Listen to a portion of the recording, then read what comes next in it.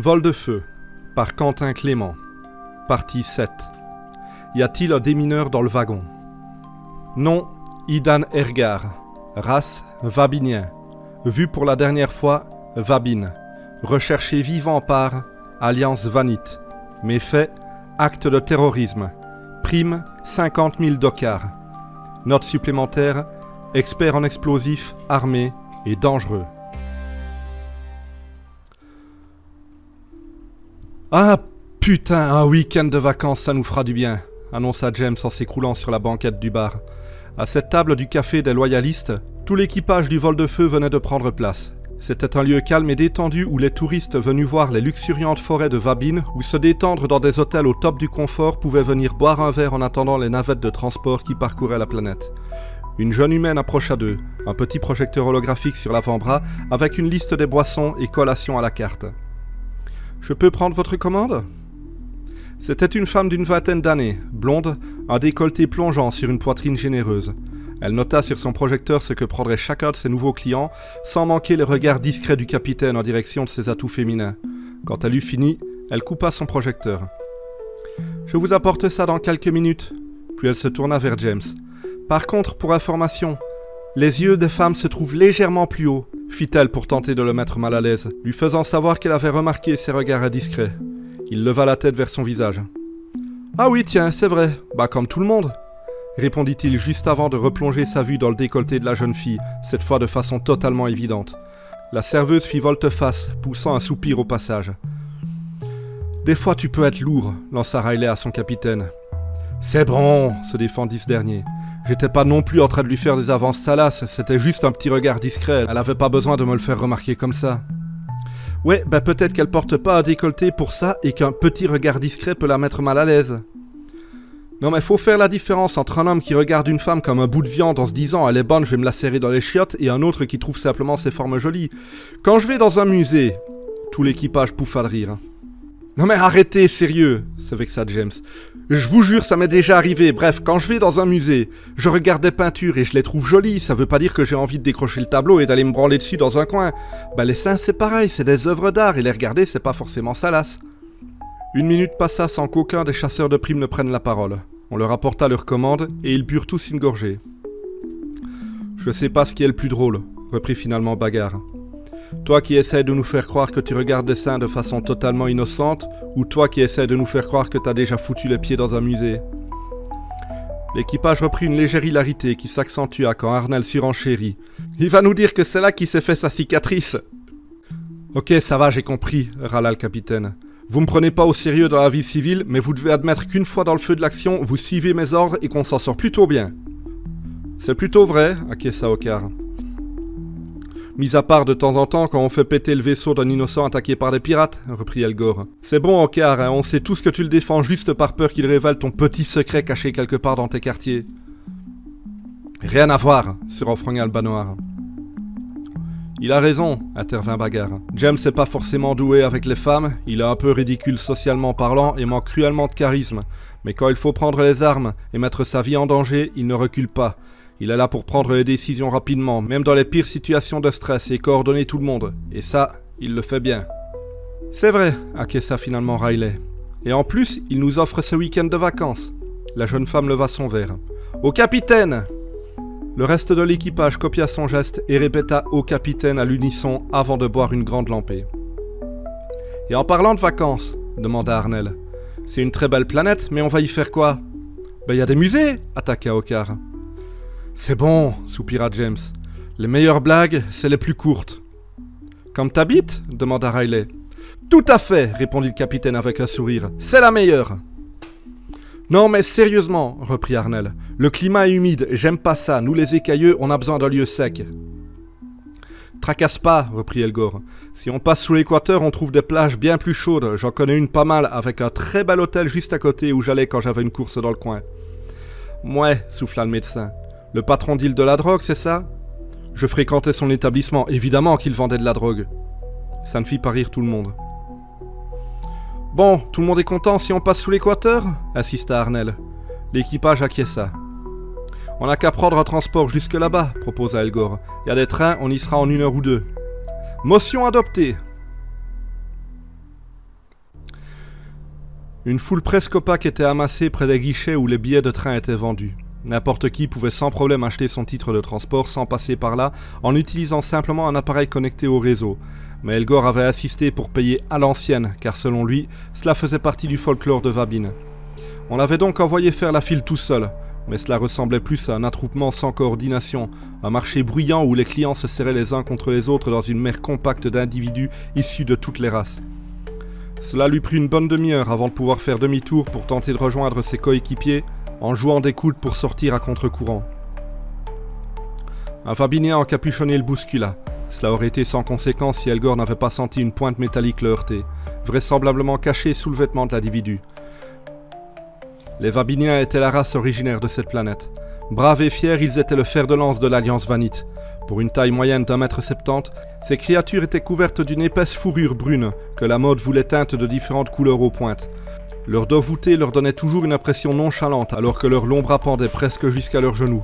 Leur visage, au museau allongé et aux yeux tachetés, ressemblait à celui des paresseux que l'on trouvait autrefois sur Thra, à ceci près que leur regard était étonnamment expressif. À la manière de la crête des Sovates, une grande part du langage corporel vabinien passait par leurs yeux. Mais il était stupide et dangereux de juger cette race sur son apparente oisiveté. Les Vabiniens vivaient dans une véritable culture du travail et de la proactivité, ainsi que dans une éducation militariste et perfectionniste. Ajoutez à cela un tempérament naturellement impulsif et susceptible, et vous obteniez des gens qu'il ne fallait pas trop chercher. Elgor s'extirpa de la foule encore bien plus vite et s'avança vers Riley. « Le voilà enfin !» déclara Arnel avec un rien d'impatience. « Rip !» interpella le pilote. « Faut que tu me scannes un mec. » « Qui ça ?» Le Ragar se tourna, mais ne revit pas le Vabinien qui avait attiré son attention. Il le chercha du regard, mais ne le trouva pas. « Qu'est-ce qui se passe ?» demanda James. « Un mec, il avait quelque chose de planqué sous ses fringues. Je voulais voir si sa tête était mise à prix. »« Oh que non !» s'opposa le capitaine. « On est en vacances, on va pas commencer à chasser aujourd'hui. » Le Ragar ricana. « Ouais, tu as raison, j'ai peut-être plus l'habitude de me détendre. »« Dixit le mec qui passe ses journées assis !» claqua Ocar. Eh, c'est bon, je pilote, c'est pas rien foutre. Viens bosser à la salle des machines, tu sauras ce que c'est le travail, le vrai. Ouais, je bosse peut-être moins que toi, mais moi au moins ce que je fais, je le fais bien. Ouais, pilotage automatique et bouffer des chips, tu le fais bien. Ça suffit, enragea James. Pour une fois qu'on est au calme sur une belle planète avec assez de fric pour tenir quelques jours et surtout personne qui veut notre peau, on peut passer notre temps à autre chose qu'à chamailler. Riley eut un rictus. Se chamailler ? Ouais, désolé de devenir grossière, mais vous m'enquiquinez là, saperlipopette. James poussa un lourd soupir. Ça y est, j'ai hâte que les vacances soient terminées.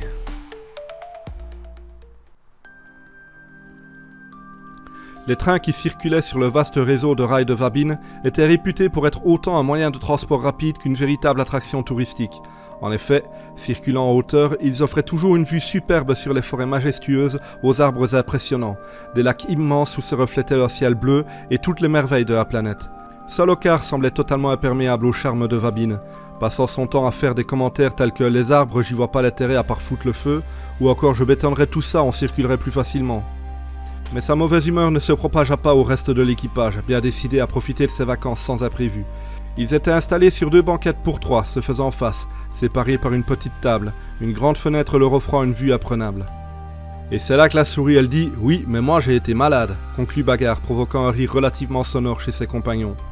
« Je vais au wagon-restaurant me trouver à bouffer », déclara Elgor en se levant. Il quitta la banquette et se mit en route. Il n'était pas venu sur Vabine depuis son interdiction de course. Pourtant, il adorait cette planète malgré le climat trop humide. Il avait remporté sa première médaille d'or ici. À une époque, il ne pouvait pas venir sur Vabine incognito tant il était célèbre. Et aujourd'hui, il vivait dans l'ombre pour traquer des criminels. La dernière fois qu'il avait emprunté ce train, quand venir sur Vabine ne signifiait pas autre chose que la victoire et faire la fête, jamais il n'aurait pensé être un jour ici en tant que chasseur de primes inconnus. Jamais il n'aurait cru que sa vie changerait à ce point, que la célébrité et la fiesta seraient remplacées par la galère et la violence. Il ne pouvait pas dire qu'il n'aimait pas sa vie, non, mais parfois, celle d'autrefois lui manquait. Alors qu'il arrivait à la porte menant au wagon suivant, elle s'ouvrit soudainement, le sortant de ses rêveries. Il fut bousculé par un Vabinien, encapuchonné, qui continua son chemin, pressé, et qui ne s'excusa pas. C'est le même Capuchon. Ce type qu'il avait trouvé suspect au moment d'acheter les billets l'était plus encore maintenant. Elgor se rappela que lui et les autres étaient en vacances et qu'il refuserait de bosser. Il voulut continuer sa route quand une prise de conscience le fit s'arrêter net. La première fois qu'il s'était bousculé, il avait senti un objet volumineux et métallique caché sous les vêtements de l'impoli. Cette fois, il n'avait rien senti du tout. Il se retourna et marcha à pas rapide derrière le suspect jusqu'à passer près de la table du vol-de-feu. « Rip, scanne-moi ce vabinien !»« Ça va pas recommencer », s'opposa James. « Fais ce que je te dis !» souffla Elgor avec autorité. Devant la tension et le stress du regard, l'équipage déconcerté ne protesta pas. Discrètement, Riley pointa la cible de son avant-bras alors qu'un petit écran holographique apparut, passant en quelques secondes de dizaines de portraits de vabiniens recherchés jusqu'à s'arrêter sur l'un d'eux, affichant une prime de 50 000 d'Okar, à peu près le double de leur cible habituelle. « Oh merde !» souffla-t-elle. « C'est Idan Ergar. »« Qui ça ?» demanda Okar. « T'as vécu dans une grotte ces derniers mois ou quoi ?» demanda le capitaine. « Vu la merde dans laquelle on passe notre temps à se foutre, j'ai surtout vécu dans la salle des machines à réparer vos conneries. » Idan Ergar, c'est l'un des bras armés du FLV, expliqua Bagar. De vrais fils de pute, ajouta Elgor. Les gars du Front de Libération de Vabine sont des suprémacistes vabiniens, des terroristes séparatistes qui veulent que leur planète sorte de l'Alliance et servent de se comporter comme égales aux autres races en démontrant leur supériorité dessus. Ils assassinent des dignitaires vanites en faisant tout exploser sans se soucier des vies civiles qu'ils prennent au passage. Le regard s'assit à la table et se mit à parler à voix basse. Juste avant de monter dans le train, il avait un objet en métal planqué. Il ne l'a plus maintenant. « Tu déconnes » lâcha Okar. « Tu veux dire qu'il y a une bombe dans ce train ?»« Ben, c'est pas impossible. » La tension se mit à monter au sein des chasseurs de primes. James regarda l'heure. « Bon, on arrive à la prochaine gare dans une demi-heure. Comme il va pas tout faire péter avec lui, ça veut dire qu'on a minimum ce temps-là pour déjouer le coup. Faut éviter la panique, » fit remarquer Arnel. « On va attendre qu'il descende du train pour le choper. Si on attaque ici au milieu des gens et qu'il capte que c'est un terroriste, ça va être l'émeute et on n'arrivera plus à rien. » T'as raison, acquiesça le capitaine. Par contre, on peut pas non plus prévenir les autorités. Si c'est pas nous qui le chopons quand il descend, on n'aura pas la prime. C'est pas la prime le plus important, protesta Riley. Le plus important, c'est la bombe qui met en danger des centaines de personnes. Et surtout, nous, ajouta Okar. J'y venais, reprit le capitaine. Moi et Bagar, on le garde en vue et on le chope quand il descend. Vous autres, vous vous baladez mine de rien dans le train et vous trouvez cette bombe. Si vous l'avez pas vue à la prochaine gare, vous hurlez que ça va exploser et foutez tout le monde dehors. Et si vous la trouvez, ben... Rip, tu saurais désamorcer une bombe ? Ben, parfait, on a un plan. Allez les gars, go, on a moins de 30 minutes. Et la tablée se leva. Les vacances étaient terminées. James et Bagar approchèrent de leur cible. Idan était assis à une table, seul. Juste sous la fenêtre en face, 2 banquettes de 3 n'étaient occupées que par 2 vabiniens qui semblaient sortir de l'adolescence. Le capitaine s'approcha d'eux. « Salut, on peut s'asseoir avec vous » demanda-t-il sans introduction. « Bien sûr, ça fait plaisir de rencontrer des voyageurs. » Soulagés d'avoir trouvé des places aussi proches d'Idan Ergar, ils s'assirent avec les 2 jeunes. « J'adore ça pendant les voyages » lança l'un des 2 vabiniens sur un ton las et sans énergie. « La rencontre des gens, le contact avec la nature bienveillante des inconnus. C'est pour ça que d'habitude on va au festival de musique libérée en stop. On voit des gens qui sont des inconnus un moment, et 1 heure plus tard on fume un pétard tous ensemble. C'est ça la vraie vie. » Ouais, acquiesça l'autre sur le même ton. Loin des magouilles de nos gouvernements qui veulent faire de nous des petites boîtes à consommer qu'ils peuvent mettre dans des cases. Le capitaine lança un regard rempli d'excuses sincères à Bagar, comprenant que la suite de cette conversation avec les 2 hippies n'allait pas forcément être agréable. Le Sovat semblait capable de prendre sur lui. « Je m'appelle James », se présenta l'humain. « Non, nous dis pas ça !» répondit sèchement l'un des jeunes. « Les noms sont rien d'autre que des cases », expliqua l'autre. « Juste un moyen supplémentaire pour les gouvernements de nous contrôler en sachant toujours où on est et ce qu'on fait. Ils nous donnent une identité à la naissance pour nous empêcher d'avoir une réelle personnalité. »« T'es anarchiste ?» demanda Bagar. « Non, anarchiste, c'est encore une case inventée par les dirigeants. Moi, je crois en une société sans gouvernement et sans l'autorité qui en découle. Je crois en un monde où chacun sera libre et coopérerait avec les autres dans une dynamique d'autogestion sans le principe de domination. » Ouais, répondit Bagar. C'est la définition de anarchiste. Ne nous réduis pas juste à ça, souffla un vabinien. Anarchiste, c'est une case. Ça te plairait, toi, si je disais que t'es sauvate ? Ben, ça me dérangerait pas, puisque c'est ce que je suis. Eh ben voilà, on y est, le petit facho d'impérialiste se réveille. T'acceptes de te mettre dans la case que les gouvernements t'ont attribuée, donc on doit faire pareil. Bagar soupira. Donc, si je résume, si on n'est pas d'accord avec vous sur un truc, on est forcément un facho. C'est pas mettre dans une case, ça ? Non, on dit que t'es facho parce que t'es facho. Le Sovat soupira à nouveau et cessa la discussion, se contentant de regarder par la fenêtre, faisant mine d'apprécier le paysage, alors qu'il était concentré sur le reflet d'Idan Ergar, qu'il voyait dans la vitre. Arnell et Okkar étaient partis vers l'arrière du train, tandis que Riley et Elgor avaient pris l'autre direction. Essayant de ne pas éveiller les soupçons en fouillant les bagages et en regardant sous les banquettes, ils se contentaient pour l'instant d'avancer de wagon en wagon, à l'affût du moindre signe suspect. Ils ne savaient pas trop ce qu'ils cherchaient, ni même ce qu'ils devaient chercher, ni même s'il y avait quelque chose à chercher.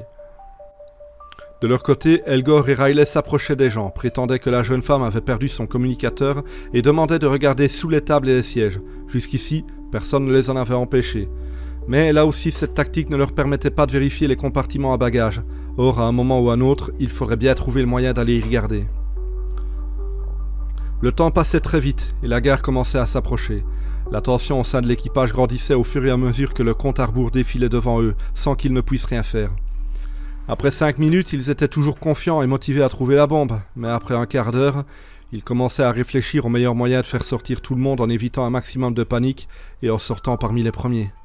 Après 20 minutes, l'espoir commençait à se perdre, et la peur d'échouer alors que des centaines de vies étaient sous leur responsabilité commençait à leur nouer l'estomac. À présent, il ne leur restait que 5 minutes. Même s'ils trouvaient la bombe, rien n'indiquait qu'ils arriveraient à la désamorcer à temps. C'était trop peu, et ils étaient quasiment certains de ne pas pouvoir sauver tout le monde. Un drame allait se produire, et ils ne pourraient pas l'empêcher. Même s'ils prévenaient les autorités maintenant, ce serait trop tard. Des innocents allaient mourir, et c'était la faute de leur attrait pour l'argent. « Maman, pourquoi je peux pas aller m'asseoir tout seul ?» demanda un enfant. « Parce que toutes les places sont prises. Mais pas celle qui est là-bas. Le Vabinien qui était là va revenir à sa place bientôt, regarde, ses bagages sont toujours rangés. » Okkar s'arrêta net, ayant entendu les paroles de la femme. Il tapota l'épaule d'Arnell et se pencha à son oreille. « Les bagages là-bas sont ceux d'un Vabinien qui a abandonné son siège. » « Bien vu, on y va, on s'assied et je commence à fouiller. Si quelqu'un nous demande, on prétend qu'on a trouvé un bagage abandonné et qu'on cherche des papiers d'identité pour le rendre au propriétaire. Puis-je vous aider ?» Ils se retournèrent dans un sursaut pour tomber nez à nez avec un Vabinien en uniforme d'agent de sécurité. « Merci, nous avons trouvé nos places, » répondit Arnell en feignant mal d'être détendu. « Ouais, vous avez traversé la moitié du train en passant devant je ne sais combien de sièges libres. Montrez-moi vos titres de transport, s'il vous plaît. » Arnell plongea la main dans sa poche pour en ressortir son billet quand il fut surpris par un violent coup de poing d'Okkar qui va s'écraser sur le visage du Vabinien, qui bascula en arrière. « On n'a plus le temps !» s'expliqua le bas noir qui se jetait sur les bagages abandonnés alors que les passagers Vabiniens quittaient leur place pour s'interposer. Arnell se jeta sur l'un d'eux, le prenant par surprise alors que cet adversaire était trop concentré sur Okkar, et le plaqua au sol. Le passage ainsi libéré, le mécano attrapa le sac et voulut s'enfuir avec, mais on lui barra la route, et cette fois, il allait falloir bien plus qu'un plaquage de dernier pour passer. « Attendez !» hurla le bas noir. Devant tout le monde, face au désespoir de la situation, il décida de montrer la bombe aux passagers, tant pis pour la réaction de panique. Sans perdre de temps, il ouvrit le sac et le retourna, laissant tomber au sol un paquet de vêtements et une paire de chaussures. Les portes des toilettes s'ouvrirent, laissant sortir un autre Vabinien. « Qu'est-ce qui se... Putain, mes bagages !»« Mais il y a une bombe dans ce train !» expliqua Okkar. « Tout le monde doit descendre à la prochaine gare !»« Ferme-la !» répondit l'agent de sécurité, dégainant une arme qu'il pointa sur le duo. « Mettez-vous à genoux, les mains sur la nuque !» Arnell s'interposa. « Non, attendez, Idan Ergar est ici !» Tu vois, si un criminel est condamné à mort, alors son bourreau devient un criminel à son tour, et le nombre de meurtriers reste le même, argumenta le jeune Vabinien assis avec James et Bagarre. C'est pour ça que la peine de mort n'a aucune logique. Mais si le bourreau tue 2 criminels, là ça devient rentable, nargua Conrad, puisqu'on passe de 2 à 1 seul. Une voix se fit entendre dans l'interphone du wagon.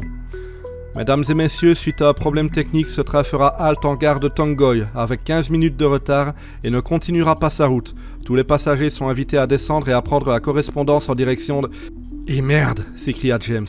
Les 2 chasseurs de primes lancèrent un regard discret vers Idan Ergar qui semblait soudainement sous tension. Le Vabinien quitta sa place et marcha vers la fin du wagon, suivi de près par Bagarre et Conrad qui laissèrent en plan les 2 utopistes. Idan se plaça devant la porte de sortie du train pour être certain de sortir en premier. Mais lorsque le transport arriva à sa destination après une longue attente, ce fut pour tomber sur un impressionnant détachement des forces de police vabiniennes, qui avaient déjà cerné la gare et attendaient la sortie du terroriste directement sur le quai.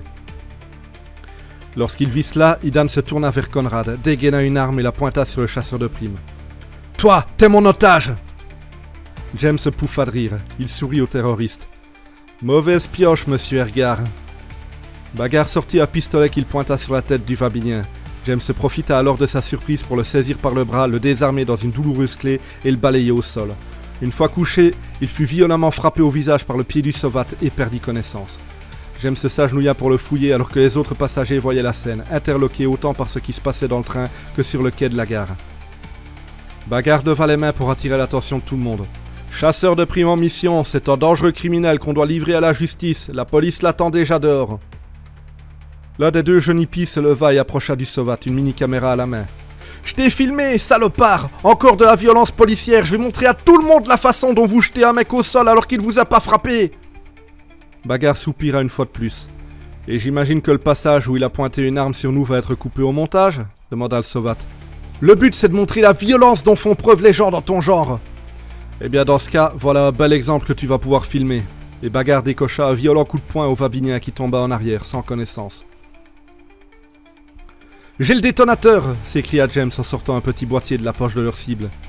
« C'était pas un compte à rebours, c'était actionné avec ceci. »« Y a une bombe ?» s'écria un passager. « Pas du tout !» hurla Bagarre avant d'improviser un mensonge. « Ce boîtier actionnait un système d'enregistrement vocal pour mettre tout le train sur écoute. Ça permettait à ses complices pickpocket de savoir qui possédait des objets de valeur. » James se leva les yeux sur le Sovat. C'était pas mal trouvé. « Je vous ai vu à la télé !» En train de bronzer au bord de la piscine de l'hôtel, James fut surpris par une Vabinienne qui venait de l'interpeller. Il releva ses lunettes de soleil pour mieux la regarder. « Oui, c'est bien vous, le chasseur de primes qui a sauvé tous ces gens !» Après que l'équipage du vol de feu ait livré Ethan aux forces de l'ordre sur le quai de la gare, une équipe de déminage avait scanné le train, découvert la bombe et l'avait désamorcée. Évidemment, l'arrestation d'Ethan Ergar fut couverte par de nombreux journalistes et plusieurs images des chasseurs de primes furent publiées. Riley faisait d'ailleurs mine d'être vexé de n'apparaître sur aucune photo, le hasard ayant voulu qu'elle s'éclipse à chaque fois qu'un photographe approche d'eux. La belle prime payée, l'équipage du vol de feu pouvait maintenant être en vacances. « Vous voulez une photo avec moi ?» proposa James qui voulait profiter de la vie de star, sachant qu'elle ne durerait pas. Très vite, il allait devoir recommencer à bosser pour des gangsters et des flics à moitié corrompus qui traitaient les chasseurs de primes comme de la merde. « Non merci, je voulais juste voir si c'était vraiment vous ou pas. » La femme passa son chemin et James remit ses lunettes de soleil. Une fois à plusieurs mètres, elle fit mine de se gratter les cheveux et approcha ses lèvres de son poignet. « C'est bien le vol de feu, ils sont toujours sur Vabine. »« Oui, je confirme. » Fin de la partie 7.